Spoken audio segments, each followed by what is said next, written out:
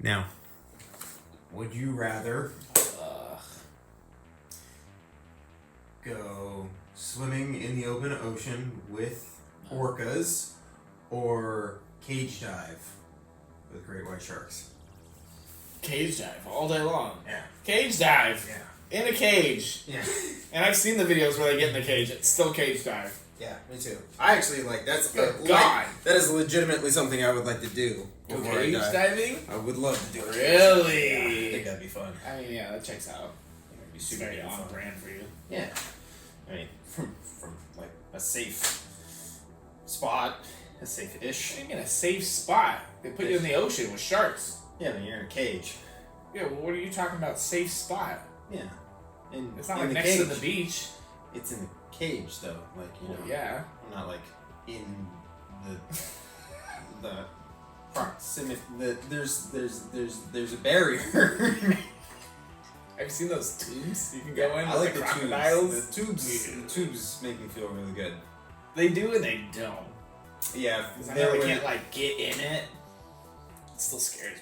Yeah, It's because just like plexiglass freaks me out. Like the idea of metal makes me a lot happier. Yeah, because you can actually like feel and like see, in the tube it's just like, oh, it's there. It's right there. A crack is a problem. Well, You know? plexiglass is pretty Still. sturdy. See, when I think about going cage diving now, I feel like I would just be the person who's just like doing this the whole time because I wouldn't want like anything to go outside the cage. So I'd just be like trying to float in the dead center the entire time. Like, don't touch me, bro. Scoot over. You're on the outside. I would feel pretty okay with like this, like being able to visually see this, but like I swear to God, my greatest fear would be like looking down and seeing a shark come up like that. I'm like, oh God, no! Yeah, that's freaky. That's legitimately stressful. And Yeah, I want like a plate on the bottom. I don't want to be able to see down there. But yeah, no, I would, no way, but I get in the open ocean. Place or something. Yeah, it's just a wild pack of orcas. Yeah. You see those videos of the guys that are like paddle boarding and they're just following them? Yeah, no, that's what was the, didn't you send me one where it's like Probably. orca like came up to like a guy's kayak or something like that? Oh, I don't know. I know sharks go to kayaks a lot. That's terrifying. Like the feel fishing kayaks. I don't know if it was a kayak or it was a boat or something. Paddle boarders for sure. I've seen that. Yeah. Ugh. Stressful. Dude. The orca's just like, yeah, I'm Curious here, if buddy. you're And he's food. like, yeah, I thought he was just curious, but then he just kept on following me. Mhm. And I'm pretty sure he wants to kill me. You might be a seal. Who's to know? Big seal, big meal. Big seal, big meal. Cheers, buddy. Cheers. Welcome back, pal. Ah.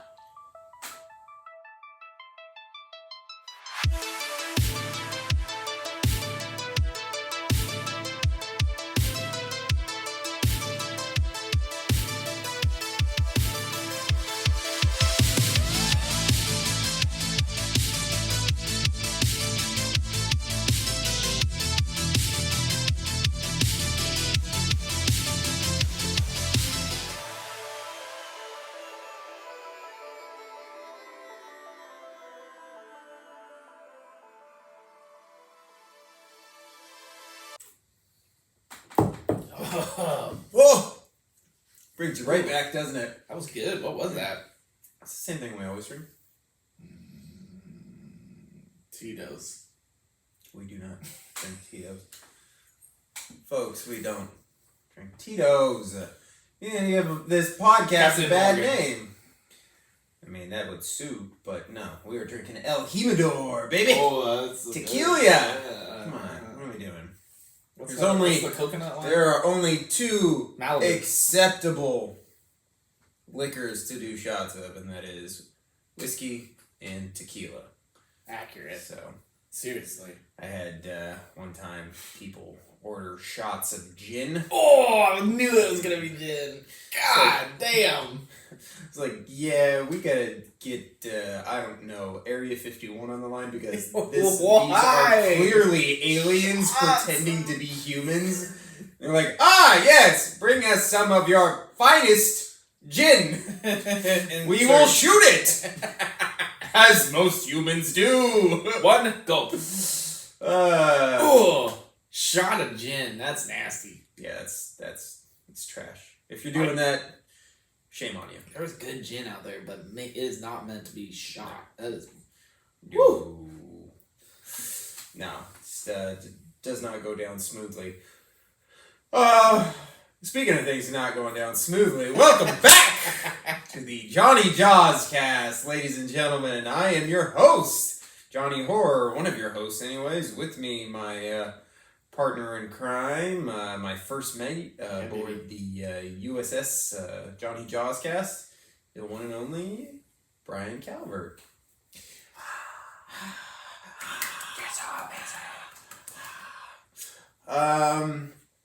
And today, it's very clearly nighttime, we are talking about the 1977 creature feature Star Wars, Orca.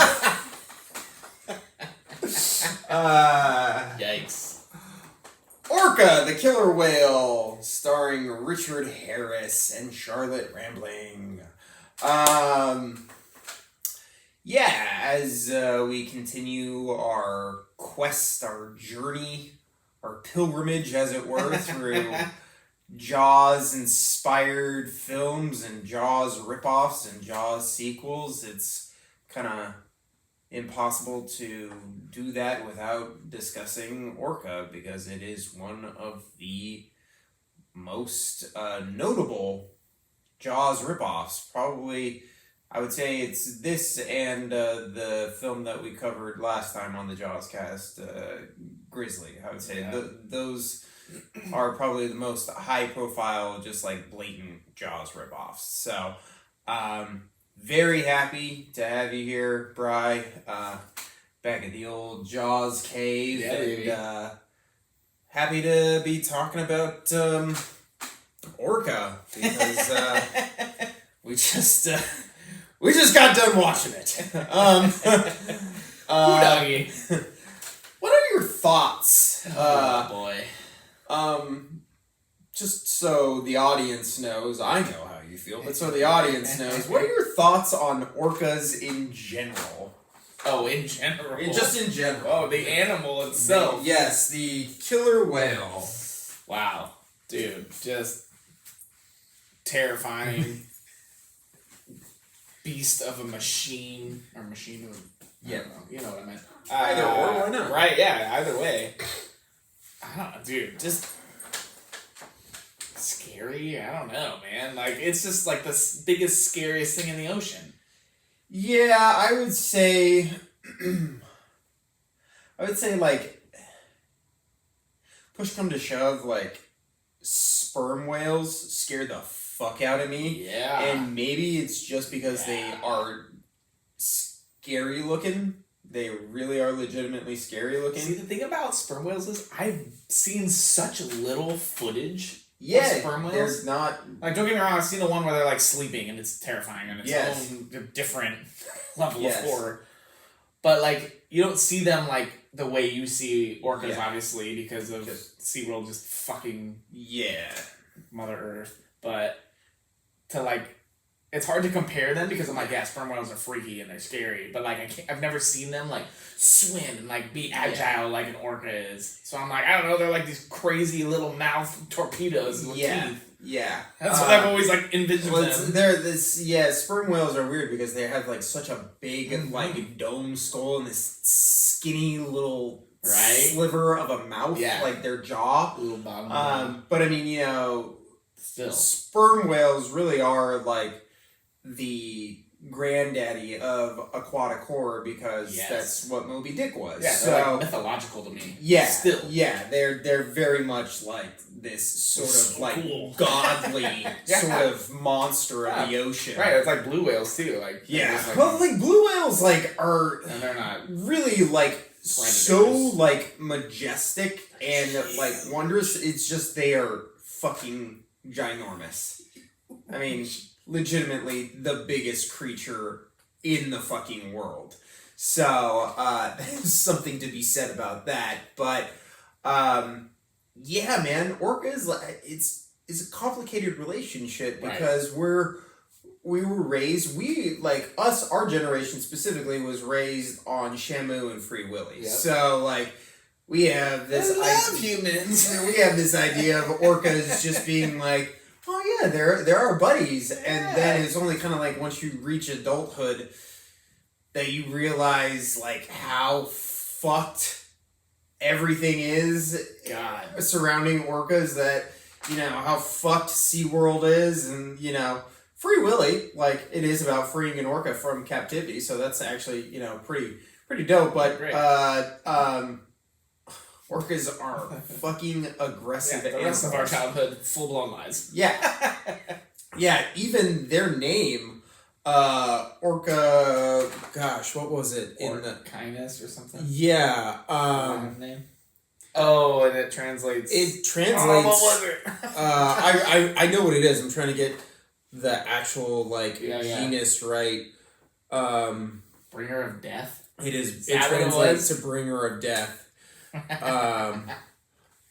Yeah. Oh God. Or was that just in the movie? No. It actually does. Okay, because there were some exaggerations in there, so I was curious. One or two. That's neither here nor there. Let's see here. Massive. Let's see. So, here we go. So it is Orcanus orca. Which translates to Bringer of Death, aka the killer whale, which is just, I remember being a little kid and being like, why are they called killer whales? Yeah. Because everything that we had seen about them is that they are, these docile, like, friendly creatures, which is not the case at all. It takes a mean son of a bitch to be the number one threat to the scariest fish in the ocean. So, damn. And, school bus with fucking teeth. Yeah. And, I mean, on that note, I really don't think I can think of a better transition to our next section, which, we're getting a phone call, and we're going to hop on over to Chief Brody's house. So here at Chief Brody's house, we're just going to talk briefly about any shark news and or shark movie news, and I really don't have too much to discuss on that front, but what I did want to discuss is that very recent footage of the killer whale absolutely annihilating that great white shark. Not only that, but it's like the grandmother of the pod, wasn't it? I have no idea. Is that what it said? It's like one of the older... Yeah, it's one of the older orcas. I'm pretty sure she's the grandmother of that pod. She's like setting precedent. Yeah. Like has multiple generations behind her. And it's just like showing the kids how it's done. Like... Dude, that is freaking terrifying. I don't remember how big the great white was. I mean, it was a full grown. Once you see if you can pull it up really quick. It is this footage. If you guys haven't seen it, I'll see if I can't manage to. I'll definitely post a link to it, and you can find the clip on YouTube. I think Brian, did you send it to me on Instagram? Or did I send it to you? I can't remember. I think you sent it to me, but yeah. I think I sent it to you, yeah. Yeah, just this orca. You see this great white shark. It's just kind of chilling, and then you just see this orca just ram it at an insane speed. and the shark goes down. I think the shark, it doesn't immediately kill the shark. It definitely stuns the shark. But it is wild, man. I've never seen anything like that ever. And that's, kind of the... It was a juvenile white shark. 8.2 feet. 8 foot. Does it say how big the orca It was a was? pair of orcas that have been killing great whites along the stretch of the South African coastline since 2017. Damn. Yeah. They got a fucking vendetta. Yeah. Gnarly. Doesn't say how big the orca was, though. Still. But You can see it in the video. Yeah, The orca the is substantially larger than the great white. And it's just, it's gnarly. Oh, is that They it? didn't even eat it. No, they just fucking killed that They shit. killed it and it washed up on shore. Damn. Dude, so gnarly. Oh, it's so freaky. Yeah. You're like, oh, great whites are the scariest thing in the ocean. I mean, It's like, they are. they are. Predatorily wise, because that's where I feel like the line is, though. Like, orcas aren't always just like, oh, we're here to eat you. Yeah. Or like, we need to taste you first, like great whites, Yeah. So that's where it's like, oh, man. Well, I think, I mean... That's where the scale teeters a little. Yeah, I mean, don't get me wrong. Like, if I was in the water with an orca, that would be very, very scary. But Oh, thank you. that's kind of the thing is, like, what's scarier, being Right? in the open ocean knowing there's an orca there, or being in the open ocean knowing there's a great white there? Like, neither one is ideal. I mean, I guess I would pick orca if I was no sans cage, just in the ocean. Yeah. I guess I would have to pick orca. I think also because, like, rational or not, like, I would be able mentally to deal with that better. I'd be able to process that better. I think if I knew that I was in the water with a great white shark, like, in the open ocean, and I couldn't see it, like, I think I would just... my brain would just melt. Yeah, shut off. Yeah, like I don't think there'd be any saving, me at all. One Well, way that's or the another. thing. You see those videos of like the kid who's getting like towed behind a boat, and the orca's just like on its back, like checking him out, just cruising by, and it's like, okay, like first instinct. I mean, in that random case, wasn't to just like chomp. I gotta see what you are. Whereas it's not always the same for gray whites too, but it's more so. Yeah. They like a little taste bite or something, or see what you are. Yeah. And just the thrashing and stuff like that. Right. Click something different. Yeah. Orcas think differently. Very much so. So I think I don't orcas are much more intelligent, and there's a lot more thought going into what they're doing, where sharks are going to be all instinct. Yeah. All instinctual, all predatory. So I think the odds are just like maybe slightly more in your favor with orca if you're just like, hey, I'm just a person. I'm just here. Yeah, don't flash around. Please don't think I'm a seal. Yeah, exactly. But size alone, though, good God. Yeah, no, that's very intimidating. And you see the videos at SeaWorld where they're just like, nope, I'm over this. Start attacking the trainers. It's like, oh my God, I can't deal with this. How so fuck big. is SeaWorld even open? I don't know. It's 2024. How is this still a process that we're going through? I don't know. How is it still a conversation? Yeah. All the drone footage of like the captivity and stuff. Yeah. Blows my mind. Yeah. No. Anyways, what other shark news is out there? That's a big one. That was a big one. Yeah, that was probably. I mean, that was like the biggest thing, especially comparatively. Yeah. I honestly, I don't think there's not too much shark news as far as like actual movies coming out. Yeah. Right now, excuse me. It has been a minute. There's always some low grade, shark movie that's coming out on, Statham's always got something cooking. You don't know. I mean, I am here for Meg 3 whenever they decide to make that happen. I want all of the Megs. I don't know how well Meg 2 did comparatively to the original. I don't care. I don't think it did as well, but I don't give a shit. Meg 10 comes out, I'll go see it. Yeah, I mean, I'm just saying, like, the odds of us getting another one. I don't know what we're working with here, but I feel like I heard something about some other Megalodon-related movie that was interesting, but I can't, for the life of me right now, I can't think of what it was. But, I mean, you can come up with a decent shark flick and make it look good, then that's like half the battle right there, because most of the time these shark movies, the CG in it just does not look rough. Good. So, and then I want a new like concept, like the Shallows or something. We gotta figure out something. Yeah. In that realm. I mean, don't get me wrong, I love Meg and everything about it.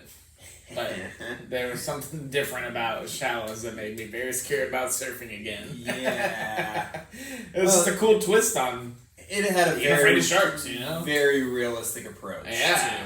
To, even the reasoning behind why a shark would, kind of stalk a human like that. Yeah. So, but that is a discussion for another day. Sure Eventually is. We'll get there.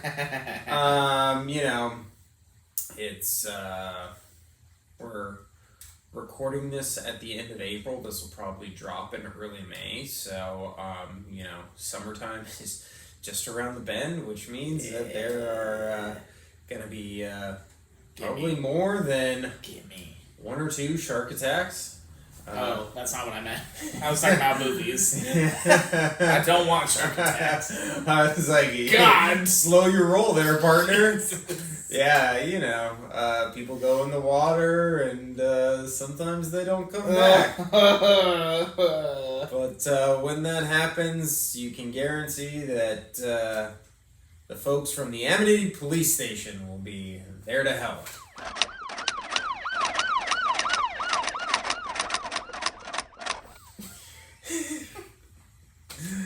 Thank you for my nice, very smooth, no questions asked transition there. Gotcha.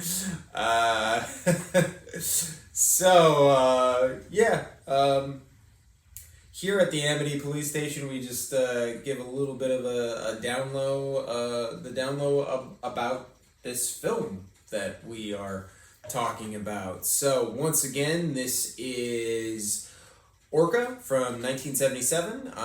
It is an aquatic horror film produced by the one and only Dino De Laurentiis, and is directed by Michael Anderson. That I just feel like. No. He's definitely an English guy. I thought it might have been a pseudonym for an Italian guy because it was such a white guy name. And there's so many Italian people attached to this film. You called that out too when the name came out. I call pseudonym. But I am, I stand corrected. The film stars Richard Harris. For those of you who are familiar with the Harry Potter films, he played Dumbledore in the first 2 Harry Potter movies before his passing.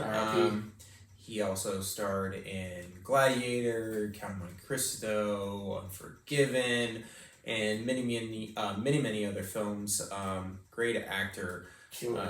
And also stars Charlotte Rampling from probably folks from this podcast would know her as the psychiatrist that Dexter goes to in the hit TV show Dexter, and she just recently popped up in the 2 Dune movies. She plays that main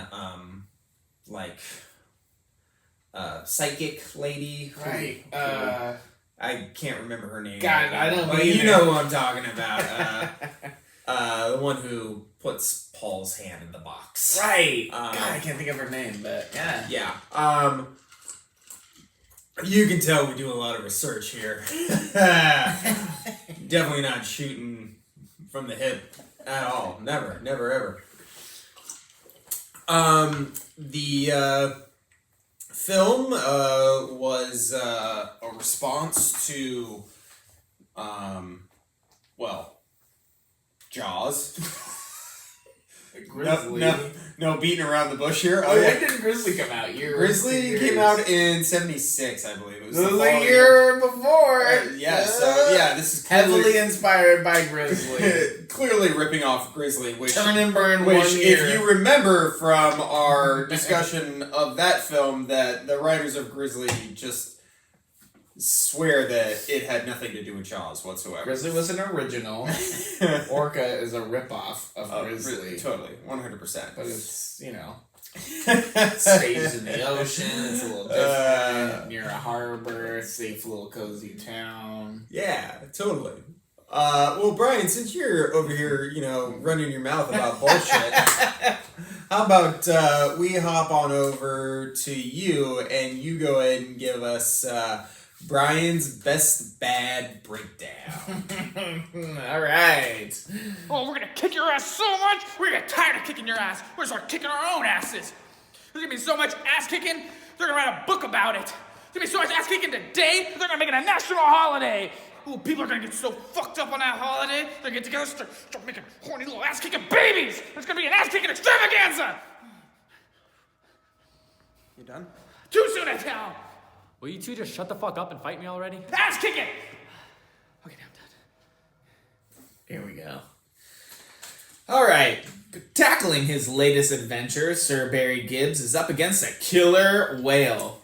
Whilst navigating the turmoil of his legless sex life, caressing the victim of a drunk driving accident, and processing the trauma of seeing a whale fetus hosed off the deck of a boat, he finds himself in the sights of the ocean's deadliest predator. Join us next week as we pull back the curtain on janky gas lines, overbearing union reps, and the ladies' favorite, interim Captain Jacob. Orca. All right. Whale. Now, please break that down for us, because there is a lot to process there. And The whole thing. absolutely horrendous summary of this movie, which, we expect nothing less from Brian's bad breakdown.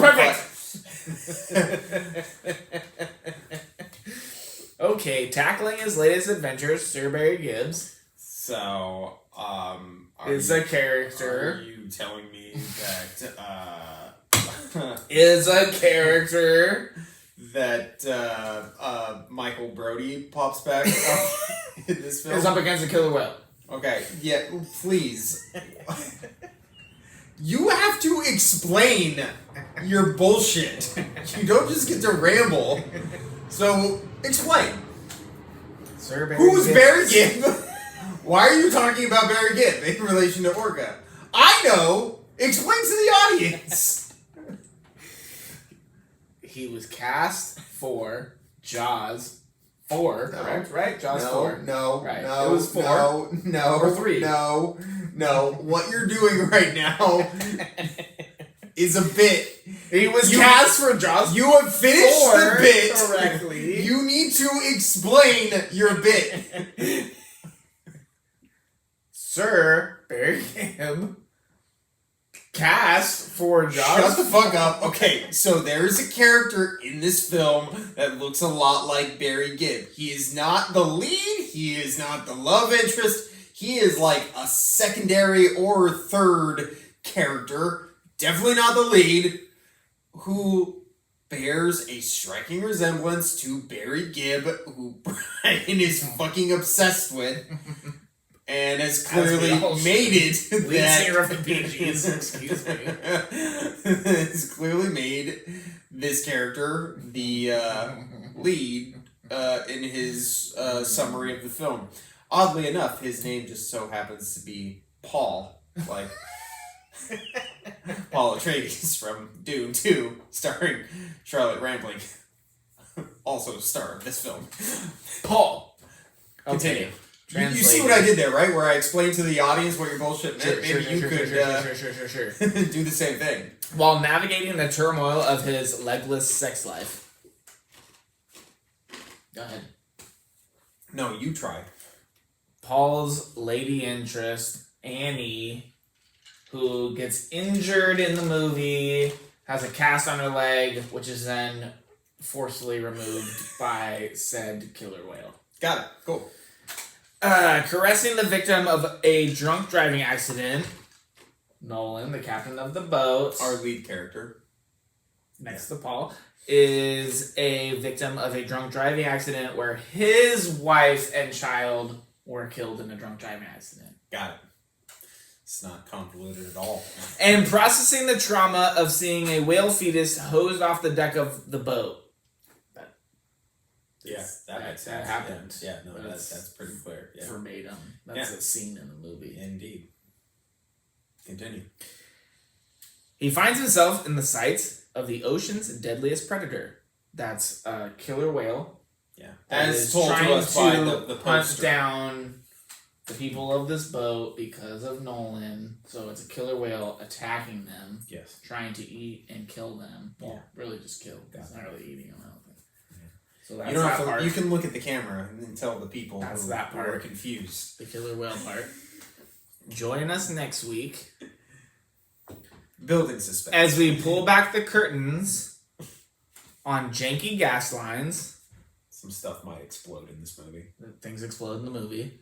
Overbearing union reps. Al is a person in the movie, is a very aggressive fisherman union rep. Very aggressive for a Canadian, actually. And the ladies' favorite, interim Captain Jacob. Who Very, well, kind of seems mild-mannered Native American who turns out to be a mutineer at the end. But that's neither here nor there. Basically, folks, all of that said, a fisherman who is intent on capturing an orca botches said capture, murders orca and her offspring, setting off her mate on a fucking vengeful spree. revengeful. Excuse us. And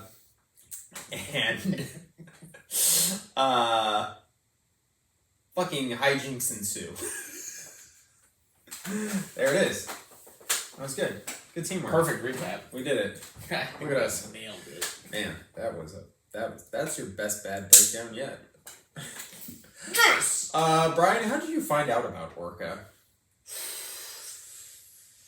100% you. I didn't think about it for a second. I'm like, did I ever hear about this movie? And I feel like every time you ask me this question, I do the same thing. I'm like, did I ever hear about this before? No, it's just you.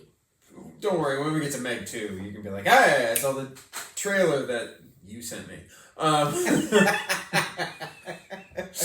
100% it was you. Yeah. Yeah, it was creature features very similar to Grizzly. I was like, oh man, you have no idea. Let me open this stupid world for you, and here we are.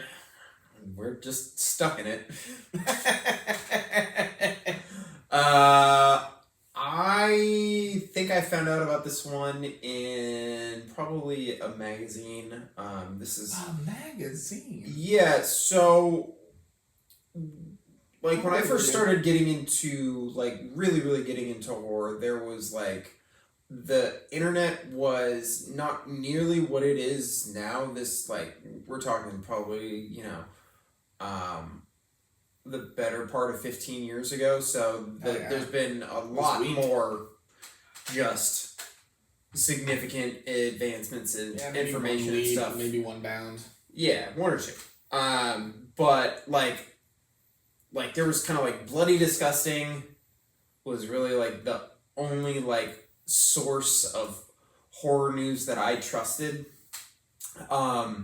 At the time, as far as online stuff was concerned. So I would a lot of times for concrete information and stuff like that, I would turn to magazines like Fangoria or Horror Hound. That's cool. And I think I have here, if I remember correctly. Okay, yeah. So this is from Rue Morgue magazine. They did these kind of like little booklet things that were like spin-offs from their magazine, and they kind of talked about sick different shark movies and stuff like that. And I don't think this is where I heard about Orca, because this is like very clearly like shark related stuff, but it was definitely in a magazine that was either Rue Morgue, Horror Hound, something like that, that was doing like an homage to Jaws and Jaws ripoffs. And it was like, oh yeah, Orca, this is about a killer whale that just goes on a rampage. And I was like, that sounds fucking awesome. Because I had loved Free Willy growing up. And it's like, that's crazy. Like, crazy killer whale, like, what's not to love? Free Willy for adults. Yeah, basically. Where Free Willy went. Where Free Willy ended when he up. cleared that wall. He went and made a family, and then a crazy fisherman decided to murder his wife. And child. And child. But I watched it. I watched it when I lived at the house on Maple, across from the mall. Shit. Yeah, so I watched it, like well over 10 years ago. When like, you guys had that big projector screen? Or when you had the TV console too, that's right. You remember... You guys had epic movies. Yeah. So I just remember like watching it in I think I watched it like on my computer or something like that, because it was like I had to like... That's exciting. It was like one where I had to like go on a website or something like that, and you pirated it. Pirate it, yeah. It's illegal. Yeah. Sue me. Michael Anderson over here got nothing from that. I'm more concerned about the ghost of Dino De Laurentiis As you trying should to be. get my fucking money, but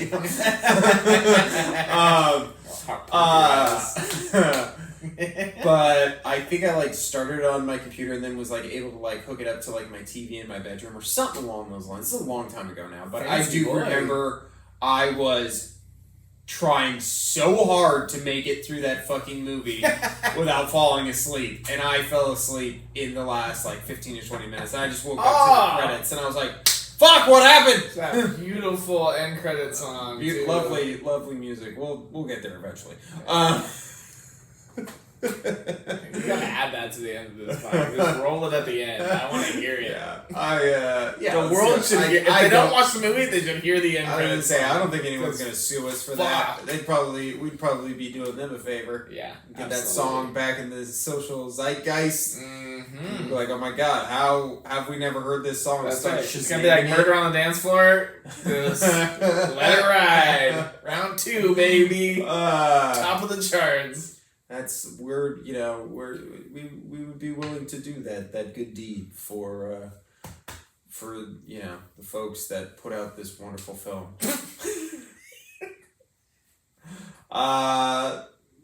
Well, speaking of good deeds, I feel like we've put in some good work, so I think we're gonna go take a break and enjoy ourselves over at some beautiful white sand beaches. That's when the seagulls go, right? Oh, this is the seagulls? I think Seagulls. when you go to the white sand beaches, isn't that the seagull sound? You're not wrong. I It's don't nice to why know that that's somebody true. listens to the podcast, even if it's the guy that, records it with me. I think that's what happens, but I might be wrong. No, I feel like you're right.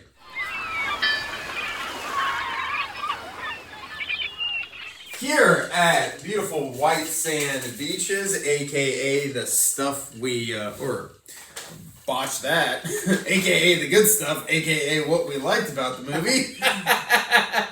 We talk about what we liked about the movie. This podcast, let me just say, I'm just going to interrupt right now and say this is going fucking swimmingly. Without a hitch, 0 issues. We're definitely on point. We're doing great. Brian, I feel great. hit me with some good stuff. Ooh. Alright, I'm gonna skip the first one. The Great White intro shot. Fuck me. That's my first thing I had. I knew it was, but So I'm taking good, it. You dude. gave it to me, It's so I'm taking it. It's so fucking good. I was so impressed. I I'm like, rewound it. yeah. I was like, nope, we gotta watch it again. I'm like, damn, alright, okay. Orca movie. Yeah. What a shark intro. Yeah, guys, we're gonna have like a split little break right in just a second where I show you the video clip because I recorded it on my phone. So 3, 2, 1, go!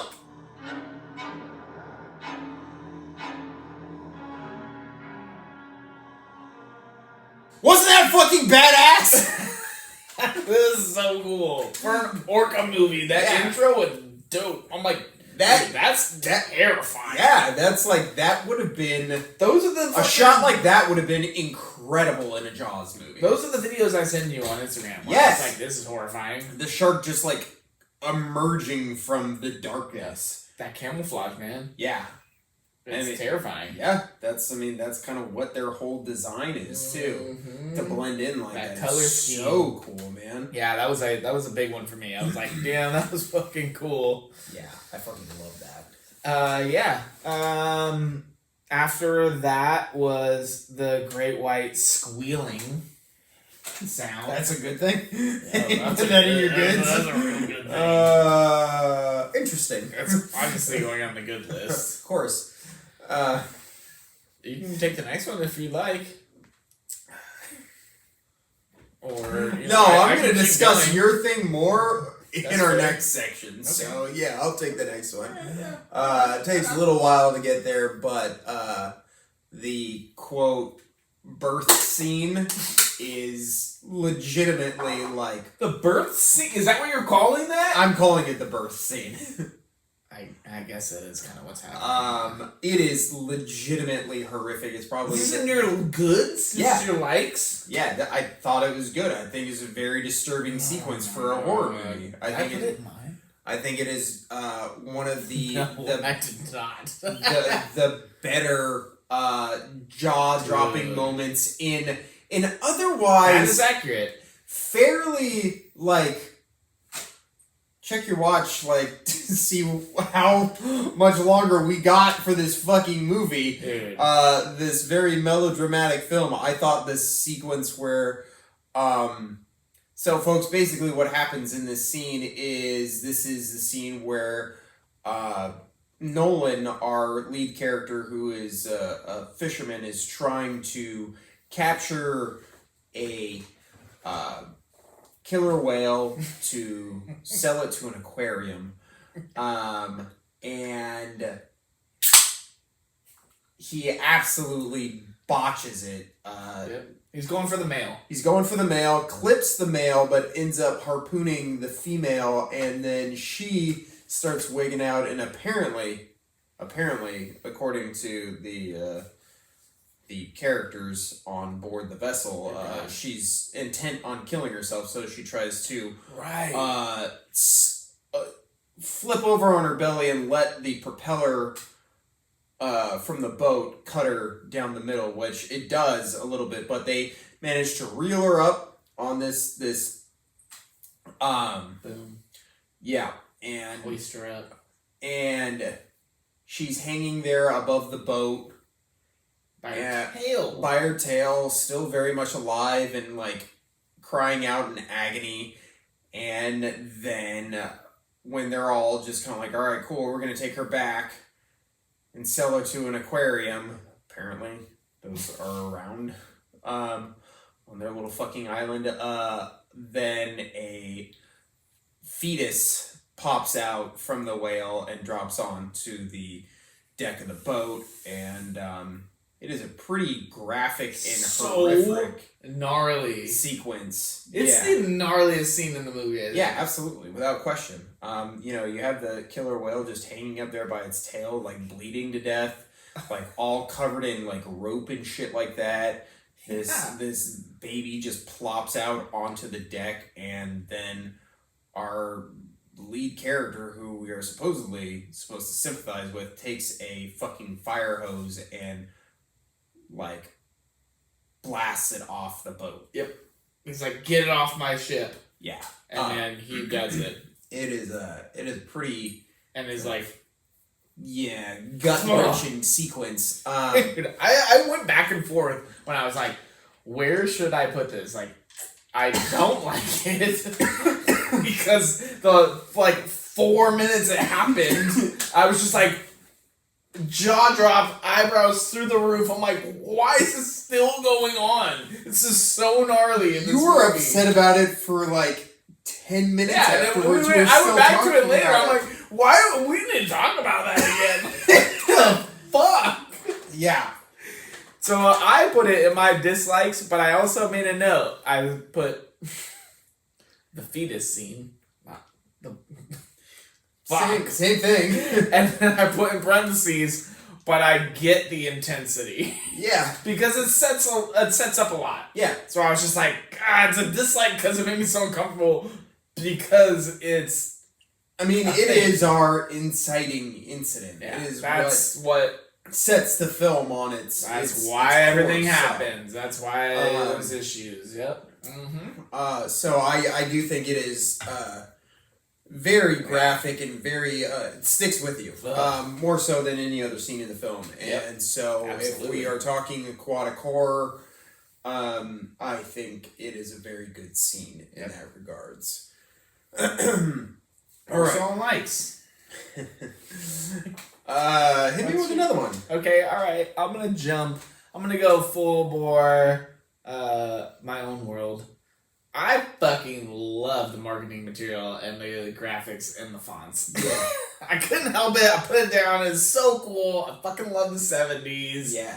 I love that, especially like in Grizzly, they do it as well. There's like 2 or 3 different cover fonts that they use. Yeah. They're like, this one's cool, but damn, that one's kind of cool too. And they're all very overarching, but like, they're like, well, like, this is a cover, this is for a poster, this is for the actual movie. And I'm just like, God, they're all so good though. And Orca did the same fucking thing. I will say that Orca's opening credits are about 1 billion times better than fucking Grizzly's.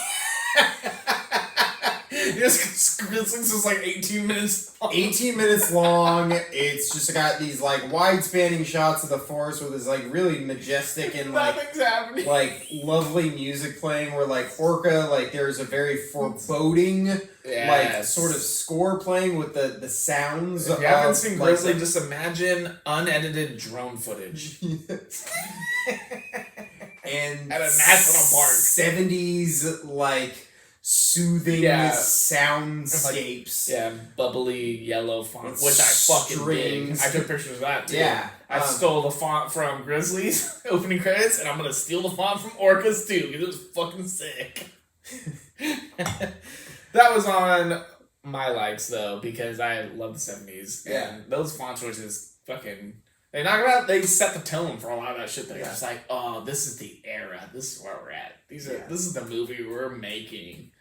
And those were like heavy hitters then too. Yeah. 77, that was like bang for the buck. Oh yeah.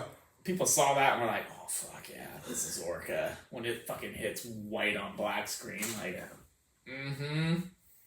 Big Mama, let's go. I like that. Yep. That was my last one, or not my last one, but that was my latest one. I also put the captain in the whale's eye. Oh, you like that? That little edit. They overimposed like I was gonna his say silhouette. out of all of the imposed shots in this movie, The which double we will get to exposures. some other ones. Oof, yeah.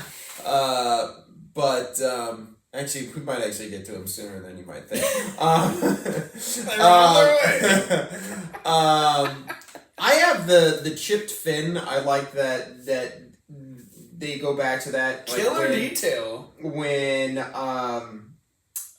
Nolan misses the shot and it goes into the female Orca. It does clip his And they made a very like adamant shot about it. Yeah. Like harpoon through the back of the fin. Very and intense. blast a chunk out before it hits something. So that's Like- always something that they go back to, like when you see the orca swimming and stuff like that, you know that it's him because he's got that It's an piece missing. identifying- Yeah.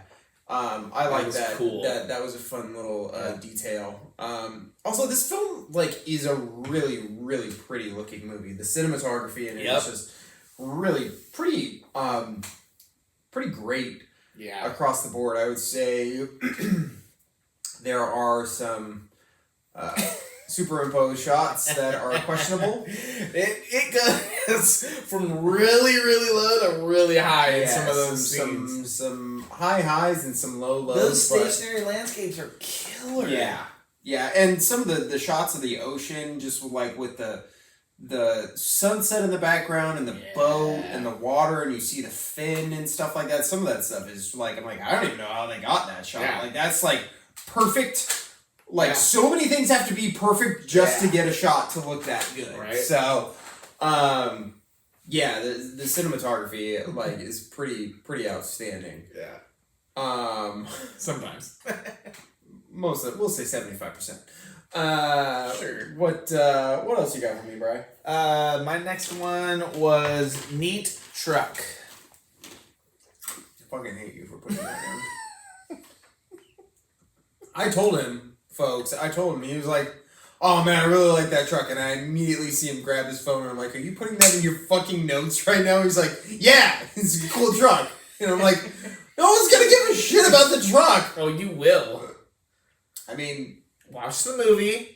The only truck they drive it's gonna be like fucking is Hector. a rental truck. Hector's gonna be listening. Maybe Caleb's gonna listen, and it's neither got one of them are gonna give a shit. It's got about big the labels fucking slapped on those doors and Host. says Host Rental Company or something like that. I don't know even know the brand of the truck, but it's killer 70s truck. It's as killer as the fonts they chose. Is it as killer as the whale? No. Oh. Slightly disappointing. More. Oh. Killer. Fuck that That whale's coming for you, buddy. Yeah.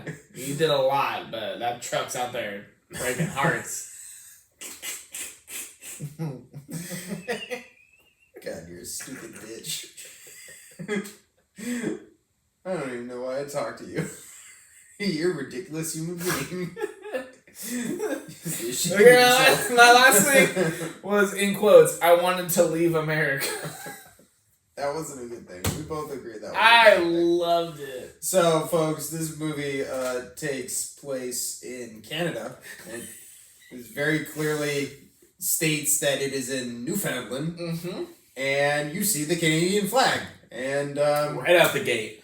it fucking looks like Canada. I don't even know what it was saying. It just looks like a fucking Canadian village. Yeah, it's this crazy little harbor. I want to go live there. Yeah, It looks me amazing. too. It looks fucking badass as fuck. Yeah. And Nolan is very clearly Irish, wants to go back to Ireland, and at some point in the film he just says, I never liked living here in America, and I just really wanted to go back to Ireland. And both Brian and I are like, you're in fucking, I mean, I guess it is technically It's the right there. Americas, you But- know, that is, Yeah. it is, you know, North Proximity-wise, America. you're definitely closer to America I than mean, you are Ireland. it is North America, but it's still like, So pissed me off. that's just a dumb line. It's stupid. Just cut out the location and be like, I just wanted to go back home. wanted to go home. Yeah, exactly. Stupid. Anyways. We're getting into the bad stuff, and it's not even bad stuff time yet. Well, these are my likes. No, Okay. no, that's a mistake. It's not a mistake. These are my opinions. I told you earlier when I wrote Neat Truck, you have your list and I have mine. I'm gonna find a new Check. partner in crime and a new first mate. How dare you? How dare you? I got kind of a dumb one here. Oh. I So at the beginning of the movie, I hated this, and it was 100% all in my bads. And we'll jump back to this in a very, very hot minute. I can't wait. But by the end of the movie, it won me over because we were laughing about it so much. Every time that fucking whale did its fucking little flip out of the water, it's superimposed into every. Because anytime, folks, please go watch Orca. I'm begging you. Like, if you haven't seen it, go watch it. And anytime the whale just like murders people or sets something on fire, like, blows up a ship or, kills like an innocent victim. And and Richard Harris is just like, huh, what is happening? He's just overacting, and then you just see the whale. It smash cuts to the whale, and he's like flipping out of the water, and he does the same flip like 3 times. Every time it cuts back, he's doing the same flip. And Brian and I just started being like, yeah, and he's just taunting him over there. He's just like, Maha! The Orca strikes again! You'll never catch me! Something explodes, the guy looks at the water, and it's the exact same flip, and he's like, and then someone dies, and he looks at the water, oh man, it happens all the way to the end of the movie, and it is horribly just fucking overly overimposed. Oh yes, terrible. Like, it looks better when it's nighttime because you can't tell. Like, when it's daytime, it is it's a little bit, not much, but a little bit. Proportions are off. God, they're awful. But yeah, man, by the end of the movie, every time that happened, I was just rolling. I thought that shit was fucking hilarious. Yeah, I loved it. And the ending of this movie, spoiler alert, ladies and gentlemen, I would jump ahead probably 5 minutes or so if you don't want to hear about the ending of this film.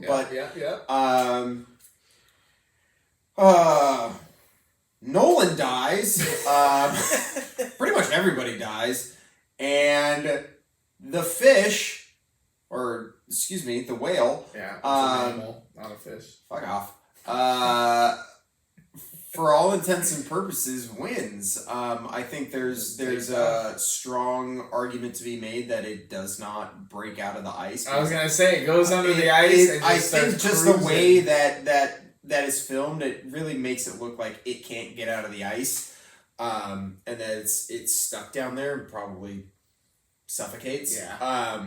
Because then it freeze frames on just ice shelf. Yeah. So I think there's a strong case for that, but basically what I'm getting at is, unlike pretty much every other film that we have discussed on this podcast up to this point, there's no animal being exploded at the end or stabbed through the fucking head or anything. It does get stabbed in the head. But yeah, I mean, yeah, it does, but it doesn't die from said stabbing.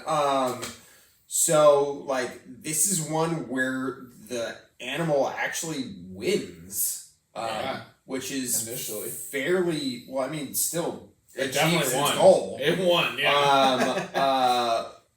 Which is fairly unique. Yeah. Like, there's even in the films to come that we will discuss, like, I don't know too many that follow that trend. Yeah. So it's really. It's pretty cool. Not that you see it, at least. Mm-hmm. Because I feel like any other ones that come to mind, it's always just like a smash cut ending of like, who's gonna win? Yeah. And then it's like, like the first one that comes to mind is like The Gray. Yeah. Liam Neeson, baby. I mean, if you stay until the end of the credits, you see I honestly that. don't remember. It's been a long time since I watched it. Gray's a great movie. It is a fucking good movie. It's more of a survival movie. I remember going into it thinking it was going to be like a man versus nature. To some degree it is, but not in the there's sense still a that team involved for a you while. but yeah, dude, the Gray is a fucking fantastic. It ends as a man versus nature movie. Yeah, for sure. I think. How does it end now? Now I'm curious. I haven't seen it in years. It's more about a man taking his destiny into his own hands and, accepting his fate. But I think that entire movie is about accepting your fate pretty much from start to finish. Anyways, that is a fucking digression. Yeah, my bad. But no, it's funny because when you're talking about smash cut and not knowing who wins, I was like, Oh yeah, that's like the gray. Ah. Look at us. Wow. Who would have thought? Yeah, a couple of co-hosts just knocking them out of the park. Just all our communal likes, like trucks and fonts and animals and movies. Man, Look at us go. best pals. Doing it. You know what best pals do? They hop on boats together. Sometimes things go well. Sometimes, one of the pals is really drunk and because he doesn't like water, and the other pal is offering him pretzels and shit like that, and they are on their way to go find Ben Gardner's boat.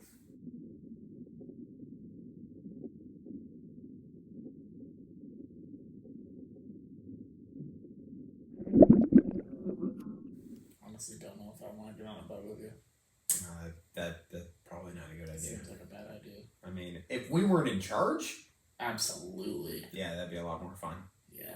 I'm still gonna wear a life vest like Chief Brody does, and probably be drinking. I would too. Like a bottle of Chardonnay. We should go on a cruise sometime. Sounds great. Sounds like a great time. Man. Yeah. Jony Jawscast from a cruise ship. Can you imagine? God. Our 100th episode. Jesus. We lived that long. Oi! Alright, let's go. Get some money. You know what? It's not a bad idea. Let's pour ourselves another shot because because we just love El Jimador and they love us enough to Yes, send El us Jimador, money. the sponsor of the Johnny Jawscast. We're gonna get sued. Yeah, right. Not enough people watch this to give a fuck. But El Jimador, if you are listening, you don't need to give us money. We just love you. Just send us a free bottle of booze. That would work. I'd spend enough. Or a cruise trip. Or a cruise trip. Or money. Or Dude, why not all three? We're nice guys. we are. We'll keep on buying your stuff. Fucking A, we are on one tonight. Here at Ben Gardner's boat, aka the shit, aka what we didn't like about the movie. Well, you do the math, and we're gonna take a shot. Oh boy. Oh, Yep. not even smoother that time. Yeah. Man. That is tasty though. I love that tequila so much. It is really good. Especially for the price. El Jimador! You can find it at your local grocery store. So, here at Ben Gardner's boat, aka the shit, aka what we didn't like about the movie. We're gonna talk about the stuff we didn't like about the movie. I'll take this one. Please. The opening shot. Now, this is gonna go back. This is gonna be me doubling back on what I just talked about that I love so much, which is the whale jump. But the opening shot of the film is this absolutely horrendous superimposed two whales jumping out of the water, and you can see through the fucking whales. Yeah. Not only are they disproportionate to The waves. the waves, the water, the clouds, the sun. Yeah, it's all bad. But you can see through them. You can see the waves behind them. It just does not look good at all. It's a terribly rough shot to start on, particularly for a film that is littered with, as I said before, some absolutely gorgeous cinematography. Yep. You know what it really reminded me of? That opening shot reminded me of the ending shot of Jaws 3D. Yes! Where the fucking dolphins pop up. Yes! Yeah. That's right. But this was the intro. At least that one you're just like, fuck it. At that point in the game, you're like, all right, cool. This is awful all the way through. Yeah, the salt in the wound doesn't burn anymore. Yeah, I will say that the shot in Jaws 3D, because it is superimposed, because there's people there, because it's supposed to be 3D, it is legitimately a far worse shot. Yes. Altogether. But your argument is sound because it's at the end and you're just like, Whatever. fuck off at this point. We've Who's just even in the theater? You and me, pal. Yeah. 5% of the audience is a little fucking roosed up over these fucking dolphins while they're finishing the last bit of their popcorn. They're like, oh, we're gonna get some Avengers shit. Man. No, you get dolphins. No smash Congratulations. cuts. Well, yeah, this is your thanks for sitting around. Get the fuck out of the theater, dickhead. People have a job to do. This started the fucking movie on a very shitty note. Yeah. I was like, ooh, this is gonna be real bad. And then it got a lot better. Yeah, I mean, It took a while to retouch on the shitty. I will, without giving too much away, about our final thoughts, I will say that I think Orca is probably a better film than Jaws 3D. Oh. Probably. I don't know. Maybe it's a better constructed film.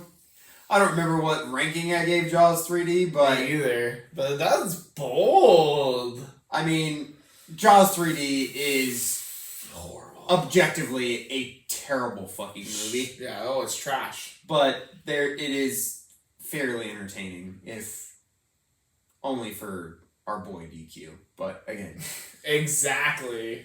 if you want to hear all about our Jaws 3D, Those two, Thoughts? though, Orca and Jaws 3D, heavy contenders. I'd watch that fight. Might make a interesting double I'd feature pay-per-view that at the, fight. at the Johnny Horror They Drive-In do for sure. pay-per-view fights anymore. I don't know. My dad used to do that. I think you do. I think He they still had make buddies a lot over and barbecued and they Yeah. pay-per-viewed of- the MMA or the UFC fights. Those things are Is that a things thing? are a rip off because the fights I feel like usually only go for 2 to 5 minutes at that. Well, now somebody it's all else getting fucking knocked out. hoax, but back in the day, it was a big those were heavyweight boxing, new age boxing fights. You pay-per-viewed that shit. Yeah. I'd pay-per-view an Orca Jaws 3 fight. Well, you're dealing with two animals that are of essentially the same size, because you remember the shark in Jaws 3D is 35 feet long. Well, the great white that they were after in the intro to Orca was possibly 50, according to Captain Nolan. So. Yeah, that brings me to my next bad thing, which is all the dialogue surrounding Measurements? Oh. surrounding the shark in that first 10 minutes. Good God. Not only okay, so we'll just try and break this down as best we can, folks. So pretty much the opening of the film, we see our orcas, as we established. They're both hopping around, being all sexy with each other in the water. And then we cut to a diver in the ocean studying the orcas, and the diver is happened upon by a very large great white shark that we talked about in our goods, that the great white shark footage is actually very, very good. With the exception of 1 or 2 shots, it is all real footage, real shark footage. Now, when the character who is diving, which is Rachel, played by Charlotte Rampling, Right. is being stalked by the shark, her buddy Ken swings around and picks her up, gets her out of the water because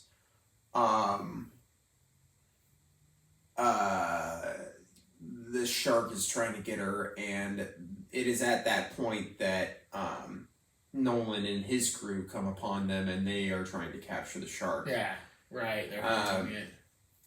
And Nolan says something to Rachel about the shark being worth $250,000. Yeah. First he calls her a man. Yeah. Then she takes her scuba hood off. Wetsuit off, yeah. Then he gets all weird about it. Yeah. Then he tells her that he cost her X amount of money. because Or she costs him X amount. yeah, sorry, and it's $10,000 a foot at the aquarium. Yeah. They're gonna capture and They're gonna capture a great white shark, which is like, kind of the big thing, which is maybe they didn't know this in the 70s, but we know this now, that like you can't really keep great whites in captivity. Like, if the only moderately successful attempts that I know about, I think they had one at was it Monterey? did they really? They had an infant, and that's how they were able to, they kind of more or less bred it in captivity. Right. But to get a full grown adult, it just does not happen. They can't survive. No. Because it roams so far. Yeah. And That's crazy. So the very idea that Nolan and his crew are planning on capturing a great white shark and selling it to an aquarium, and they say that an aquarium, I mean, granted, if you were to actually be able to acquire a great white shark and get it in captivity and it survived, then yeah, you would probably be looking at a substantial sum for sure. Nolan says that it'd be worth $10,000 a foot, and that shark was at least 25 feet long. This is Jaws territory we are talking about, folks. This is a monster shark. 25 feet. Like, the biggest shark on record that we know about is between 21 and 23 feet long. Like, that's mostly guesstimates. They don't really get much higher than, like, 15 to 16 feet long. A school bus is 35 feet. Yeah. So, we are talking, and then he follows it up with, it was most likely 50 feet long. 50. And if you look at this, was probably 35 feet. Yeah, if we look at the shark in question, it is probably like a 10-foot shark. Yeah. Like, at best. Yeah. It is not an especially large shark. So the idea that we are talking about a megalodon status of shark right out the gate, that eventually the orca swims up and rams in the gills and kills. Yep. Is just preposterous. The whole scene's preposterous, and then it is rounded out with the thing that Brian had in his goods that I have in my negatives, which is when the shark is dying, it starts squealing, and the squealing sound is seagulls. It is the sound of seagulls. So, sharks do not have vocal cords, ladies and gentlemen. We have covered this before on this podcast. There's a whole scene of it just being hit and attacked, and it's just like these scenes of it thrashing and just screaming these seagulls. I don't know why people feel the need to give sharks sound effects. They're pretty fucking terrifying without them. And they certainly do not sound like birds. They don't give it any justice. Yeah. So, oh my god. No. But that is the scene. That is the scene that it's like... That's the opening scene of the movie. That is the filmmakers trying to assert their dominance over Jaws. Yeah. It's like, look at our fish, or look at our monster. Like, it can kill your fish, no problem. Yeah. Like, oh, yours is a great white. Dead. Within the first 10 minutes of the movie. Like a seagull. Dead. Yeah. So... that is, kind of like what you're dealing with right here, right out the gate, with them trying to be like, no, we're better than Jaws. Yep. So right there, like, and then all the misinformation about sharks. Yep. You immediately find, like, just as, like, an audience member, maybe in the 70s, like, in the late 70s when people just didn't know as much, but now, like, you just kind of, like, look at Nolan and you're like, what the fuck are you talking about? You're a fisherman? Are you for real? And then he has no idea what the fucking orca is. Yeah, right. For some reason. So you're trying to track great whites, and you don't know what orcas are? Never like those two fairly go hand in hand. Think about it this way. In Jaws, Quint's boat is named the Orca. Yep. Specifically because he goes around killing sharks. Yeah. And, as we've said, the shark's greatest enemy, its only real enemy, only real threat in the ocean, is an orca. So even Jaws is making subtle and smart references to things that this film are, like, the characters in this film are completely oblivious to. Yeah, I can't even comprehend it. Yeah. Yeah. Milestones. Preposterous. Hit me with a bad. The only other dislikes I had, which were in the same realm outside of, like, you know, our casual whale graphics, if you can call them that, and those were, they were still in the same ballpark. It was like the whole opening attack scene with, like, the female whale getting hunted and, like, the screaming and, like, this poor mama whale is, like, being dragged onto the boat, but then, like, killing itself, and, like, the girl is the only one on boat that's, like, covering her ears from the screaming. Yeah. And, like, falling to her knees because this, like, whale is killing itself. Yeah. And, like, I don't know. It was just intense and... Yeah, I mean, I get it.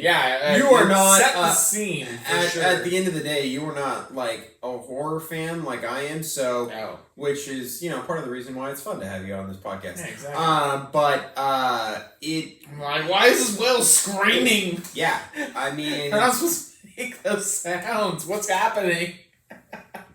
Our buddy Christian is like a insane animal lover and just cannot stand any harm coming to animals in real life and in film. Just won't watch it, can't stand it. So I can certainly appreciate it. It's not that I see that film and I'm like, yeah, kill the whales. Right. It's just it is legitimately horrific. I think of it in the same vein as watching, someone get cut up in Saw, where it's just exactly. This is disturbing to watch. That was that scene. Yeah. That was it cranked up the movie so fast and so hard. Yeah, and I mean, that's just the flip side of the coin. That's me being a horror fan going, yeah, this is the disturbing shit that I would never want to see in real life, but because I know it's fake, that I'm this is what I come for, and then you, as a normal person, you're just I don't like this at all. It brings me discomfort, and I'm uncomfortable, but I also understand where we're setting scenes and everything. But I'm like, god damn, so gnarly, and I was so not expecting so much out of that scene. Yeah. I'm like, okay, this is the. They missed the male. Obviously, we gotta set the tone. Oh, they gotta kill the female. Oh, it's got a baby. Okay. It's just 2 more minutes of it. I was like, Jesus Christ. Yeah. We're just getting into it in the 70s over here. So, 70s were I put it my dislike, but I get it. Yeah. They were going for gore. It's a divisive scene. You're up against, a gray white over here. You gotta put yourself... set the stage. Yeah, you can't just one-up... You already one-upped it. Where's the next step? Yeah. So I get it. For my next stupid thing, the voiceovers. God, I hate the voiceovers so much. Right.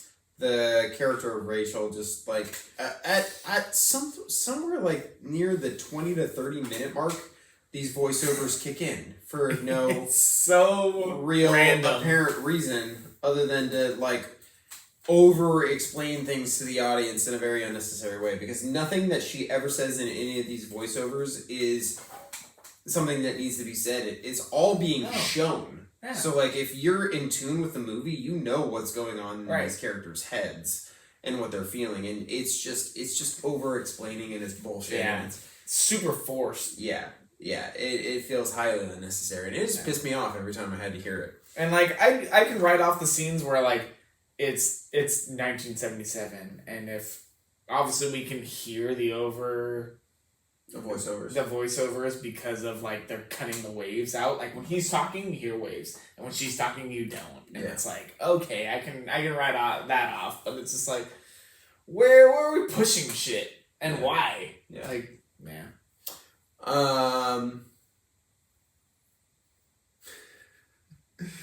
The bit where she's like, he saw you on the deck of the boat. This is the part where, like, the whale sees Nolan and visually, like, identifies him as... That's on my likes. As the man who killed his mate. Yep. Basically. And the character of Rachel, the oceanographer, is not present during this scene At all. But later, when she's discussing with Nolan why the killer whale is obsessed with him, she's like, he saw you kill his mate. He saw you on the deck of the boat. Huh? You weren't there. I'm like, It is very much the equivalent of Ellen Brody at the end of Jaws the Revenge when she's seeing the smile you son of a bitch in her brain before she rams the shark. You're just like, what are you talking about? Where's the telepathic control coming from these sea animals? Who told you about this? And even if they explained it, even if someone explained the entire sequence of events, no one on that boat was gonna be like, yeah, the whale was looking at Nolan and knew. It came up, I saw it, it watched him. Yeah. His image was in its eye. It fucking happened. Yeah, it fucking knows, then man. they went to shore and they were like, yo, girl, Rach. Our boy, he's in trouble. Yeah, I saw him in its eye. The whale, not the dead one, the one in the ocean. We got issues. Yeah, it's bullshit. It's bullshit. I got just a couple more here. Hammer through. Yeah. I have one other one. The whale literally sets the town on fire. Get this, folks.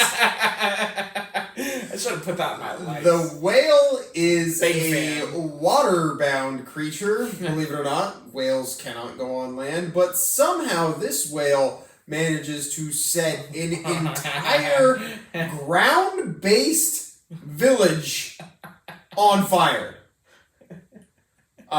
Because it knows which pipes are gas and which, houses have lanterns lit, and just goes to ram those, and those everything, the fire goes to the gas station. That's right. Foundry oil. All gas lines go back to the main giant tank on the mountain. Yeah, which genius. And There's a fire. That fire travels all the way back. Yeah, exactly. Really, really brilliant design. And yeah, the entire town is set ablaze by a fucking aquatic creature. You guys take it or leave it. That could be a good thing. It's something. It's definitely something. And in that same vein, I don't know if it's a bad thing or a good thing, but just how clean that removal of Annie's leg is with the bite. I just laughed so hard at that. Not only is it her leg that she was already busted, that from the cast, it just, that whale bites down on it and it's just immediately gone. There's nothing. It's just a chomp and that leg is gone. And I just, exactly, like being cut with a guillotine. Exactly. I was just so caught off guard and laughed so hard at that. I was like, I don't think that is the desired intent for that scene. The aftermath is what pissed me off. They're in the house that's on this insane angle because it's falling into the ocean. Yeah. Paul is holding her while her leg gets chopped off. Then the next scene, all the firefighters just run in, and the house should be at the same angle. Yeah. He's still there holding her as if she's falling, and they run in, put down a little mat, put her on it, Yeah. pick her up, and then he lets go, and then they just run out. I mean, you could make the argument if you want to play devil's advocate that he's in shock. Sure. And then the firemen have better boots and such, There but you go. I don't know. Yeah. Well, I mean, like, this is not something that I have in my notes, but it is just kind of an overall arcing theme. Is that this film is so melodramatic. Like, every line of dialogue is spoken with this just like over the top, just like we're talking about the end of the world sort of stuff, and you're just like, guys, fishermen, go back to Ireland, go to Arizona, just cruise. You don't need to be in this little fishing town. You can just leave. You don't need to go do any of this. What's the whale gonna do? You don't have to follow it. Yeah, what's he gonna do if you just kind of go to, like, I don't know, Texas? He's not gonna do shit. He ain't gonna do nothing. Many people did not have to die. That was one thing I put in. I was like, well, my last one was the gaps in the character development. Yeah. I'm just like, it's the 70s. It is what it is. But man, it's just leaps and bounds and who's going where and what are we doing and where's the aggression and I told why? you that just like leaps in logic where like this guy who didn't even know what orcas were like 2 days ago is like, he wants me to follow him. I'm gonna follow him. We're going to the fucking North Pole. Yeah. You're on the ride. We're at a gas. Everyone is like, we're going. We're just going. Like, no one decided to fucking chain this guy up at any point in time. They're like, no, we're just gonna go. The guy's like, we just did calculations and we're past the point of gasoline where we can go home. And I'm like, you just did that calculation. You guys didn't. You didn't think about doing that before. That's a critical moment in the trip where you're like, hey. We gotta go back. At this point, we either turn back or commit. Yeah, and exactly. It's like, we're past that. They're all just like, we're just like. I mean, it does have this sort of like, if you've ever read Frankenstein, like the OG Frankenstein novel, there is this sort of like obsession thing, which obviously Nolan does kind of fall into. Like, he becomes very obsessed by the end, and the aggression's there and all that. And, there obviously is probably even more so, obviously, because we're dealing with a whale here, even more so than Jaws, there is this comparison to Moby Dick. Yep. Which Ahab is the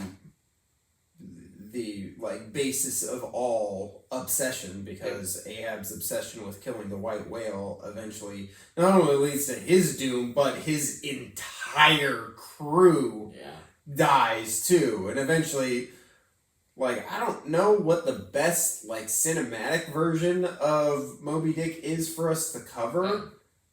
Because I don't know if it's ever been put to screen quite as good as it possibly could be, but I'd watch the hell Moby Dick is like the fucking shit, man. Give me all the CGI. I'll watch the hell out of that movie. They did what, because Moby Dick is loosely based off of a true story of a sperm whale that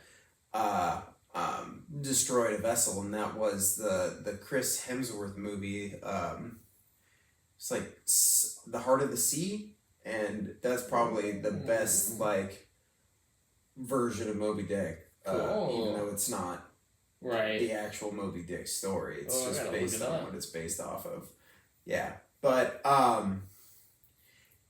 so I don't know, man. Like, there are leaps in logic. There's just melodrama for the sake of it, where you're just like, what? This is not how people talk. This is not how people act.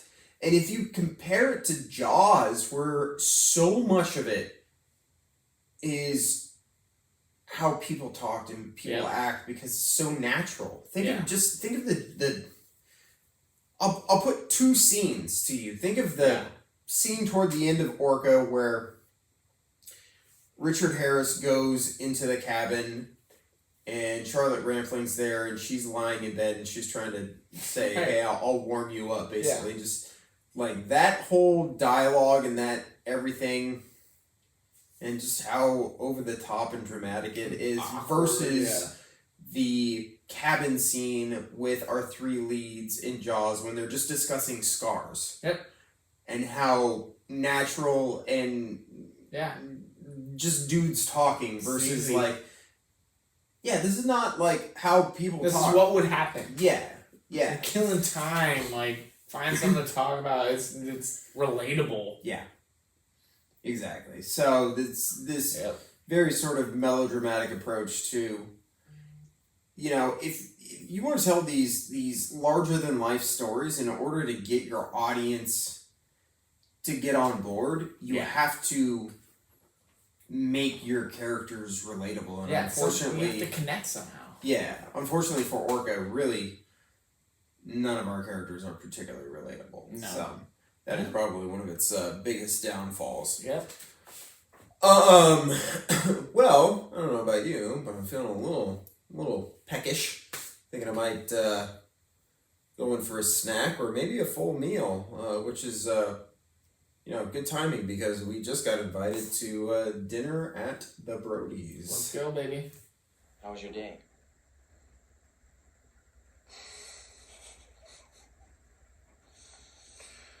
Swell. So, here at dinner at the Brodies, we, not unlike how Sean Brody imitates Martin Brody at the dinner table, discuss how Orca imitates Jaws. So there are certainly a number of things to discuss here. I think probably right out the gate we got to talk about how Nolan is clearly an archetype for Ahab and Quint is an archetype for Ahab, and how Nolan and Quint are very, very similar individuals who are of the same ilk, for lack of a better phrase. So there's that. Rachel's character is obviously the sympathetic, or rather empathetic oceanographer. Yep. Big time. Not unlike our Matt Hooper. Yep. There are a couple other things that I caught. Just the Orca staking a claim outside of the small fishing village, and it scaring away the fish that the fishermen need for their livelihood. Yeah, their superstitions and whatnot. Well, it ends up kind of playing into Jaws being like, hey, Amity's a summer town. We need summer dollars. We can't close the beach in summer. So that's a big one. And then at the end, Nolan being on this iceberg that pitches down towards the sliding jaws of the Orca looks slightly familiar. God. Any other things that you got on your end? Not quite. I picked up on little ones where he picks up his rifle and stuff like that when he wants to do his scenes and stuff like that, where I'm like, okay, a little call. And then his big one when, similar to the iceberg, when the house is sliding into the water. Yeah. And he makes it to the water level at the fucking railing and calls it a revengeful son of a bitch. Yeah, I had to look up the word revengeful, and because it just didn't sound like a real word, probably because I don't hear it, but because I'm used to vengeful, yeah. But revengeful is a word. I checked it out. It just felt very. Their little twist on you, son of a bitch, and him being almost in the water and leaning on the railing and doing his thing. Yeah. I'm like, come on. Yeah.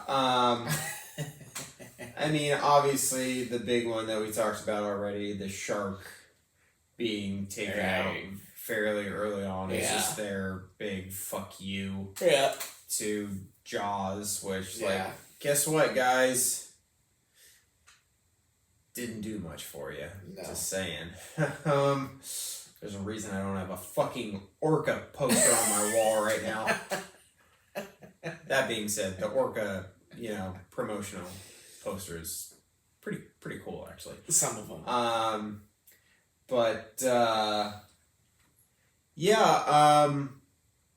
nothing else like super duper big springs to mind. I think there's just like little stuff, kind of peppered throughout. But this is not.